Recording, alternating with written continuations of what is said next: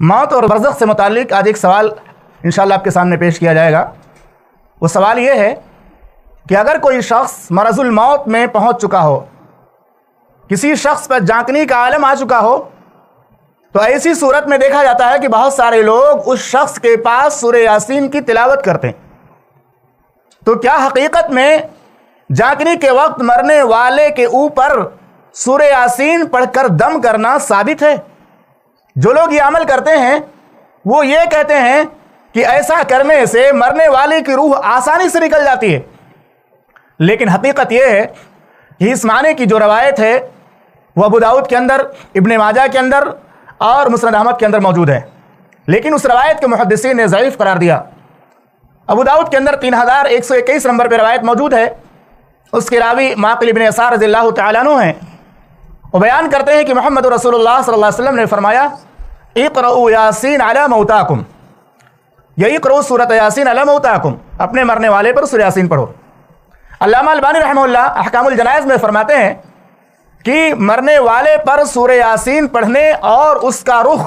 قبلے کی طرف کرنے سے متعلق محمد الرسول اللہ صلی اللہ علیہ وسلم کی کوئی بھی حدیث صحیح طور سے ثابت نہیں ہے، یعنی کوئی بھی صحیح حدیث اس معنی کی موجود نہیں ہے کہ اگر کسی کا انتقال ہو جائے تو فوراً اس کا رخ قبلہ کی طرف کر دیا جائے، یا کسی آدمی پر اگر مرض الموت آ جائے، بیماری، موت والی بیماری جس میں اس کا انتقال ہونے والا ہو، تو جانکنی کے عالم میں اس پر سورہ یاسین پڑھنا چاہیے۔ اس سے متعلق محمد رسول اللہ صلی اللہ علیہ وسلم کی کوئی صحیح حدیث موجود نہیں، جو بھی روایتیں ہیں ضعیف ہیں۔ اسی طرح سے کچھ علماء نے یہ کہا ہے کہ اگر انسان کے اوپر جانکنی کا وقت آ جائے، مرض الموت میں گرفتار ہو اور آپ کو پتا اس کی روح نکلنے والی ہے، بالکل آخری وقت ہے، تو کچھ علماء کہتے ہیں کہ قرآن کی کچھ آیتیں یا قرآن کی تلاوت وغیرہ اس کے پاس کر سکتے ہیں، لیکن اس کی بھی کوئی دلیل موجود نہیں۔ جو لوگ اس طرح کی بات کرتے ہیں کوئی دلیل نہیں ہے، وہ یہ کہتے ہیں کہ قرآن مجید پڑھنے سے اللہ کی رحمت نازل ہوتی ہے، قرآن مجید پڑھنے سے دل کو سکون ملتا ہے، اس لیے پڑھ سکتے ہیں، لیکن حقیقت میں اس کی بھی کوئی دلیل موجود نہیں ہے۔ کیا کرنا چاہیے اگر کسی آدمی پر جانکنی کا وقت آ جائے، اس پر نزع کی کیفیت طاری ہو جائے،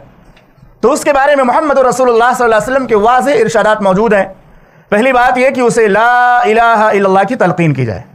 اس کے سامنے کثرت سے لا الہ الا اللہ پڑھا جائے، اور نرمی سے کبھی اس کو تلقین بھی کر سکتے ہیں کہ آپ یہ کلمہ پڑھیے۔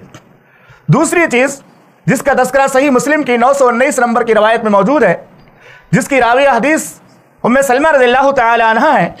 وہ بیان کرتے ہیں کہ محمد رسول اللہ صلی اللہ علیہ وسلم نے فرمایا اذا حضرتم المریض او المیت فقولوا خیرا، جب تم کسی مریض کے پاس جاؤ یا کسی میت کے پاس جاؤ تو وہاں اچھی بات اپنی زبان سے نکالو، اس کے لیے یا دعائے شفا کرو یا دعائے مغفرت کرو، یا یہ دعا کرو اللہ اس کو شفا عطا فرما دے، یا اللہ رب العالمین اس کی مغفرت فرما دے، اس کی وفات ہو گئی ہے تو۔ اللہ کے نبی صلی اللہ علیہ وسلم نے فرمایا اچھی بات کہا کرو میت کے پاس یا مریض کے پاس، اس لیے کیونکہ فرشتے وہاں موجود ہوتے ہیں۔ فَإِنَّ الْمَلَائِكَةَ يُؤَمِّنُونَ عَلَى مَا تَقُولُونَ،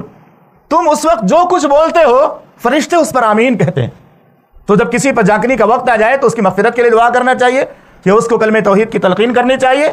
اللہ تعالیٰ سے اس کی بخشش کے لیے دعا مانگنی چاہیے، کیونکہ اللہ کے نبی صلی اللہ علیہ وسلم نے فرمایا ایسے وقت میں فرشتے جو کچھ تم بولتے ہو اس پر آمین کہتے ہیں، وہ قبولیت کا وقت ہوتا ہے۔ اس لیے ہمیں خاص طور سے ایسے وقت میں مرنے والے کی مغفرت کے لیے اللہ سے دعا مانگنی چاہیے، اور اچھے کلمے اپنی زبان سے نکالنے چاہیے۔ رونا چیخنا، زبان سے ماتم کرنا یہ حرام ہے، اور ایک حدیث میں اللہ کے نبی صلی اللہ علیہ وسلم نے فرمایا کوئی آدمی اگر مرنے والے پر روتا ہے تو اس کو عذاب ہوتا ہے۔ تو اللہ کے نبی صلی اللہ علیہ وسلم کی سنت یہی ہے کہ اگر کسی شخص پر جانکنی کا وقت آ جائے تو اس کے پاس قرآن کی تلاوت نہیں کرنی ہے، اس کے پاس اس سورہ یاسین کی تلاوت نہیں کرنی ہے، اس پر سورہ یاسین پڑھ کر دم نہیں کرنا ہے، بلکہ اس کو لا الہ الا اللہ کی تلقین کرنا ہے اور اس کے لیے مغفرت کی دعا کرنا ہے۔ یہ دو باتیں محمد رسول اللہ صلی اللہ علیہ وسلم کی سنت سے ثابت ہیں۔ اللہ سے دعا ہے کہ رب العالمین ہم سب کو اپنی موت اور آخرت کو کثرت سے یاد کرنے اور اس کی تیاری کرنے کی توفیق عطا فرما، اور ہم سب کو ایمان کے ساتھ موت نصیب فرما، اور ہم سب کو جنت الفردوس میں اعلیٰ مقام عطا فرما، آمین۔ السلام علیکم ورحمۃ اللہ وبرکاتہ۔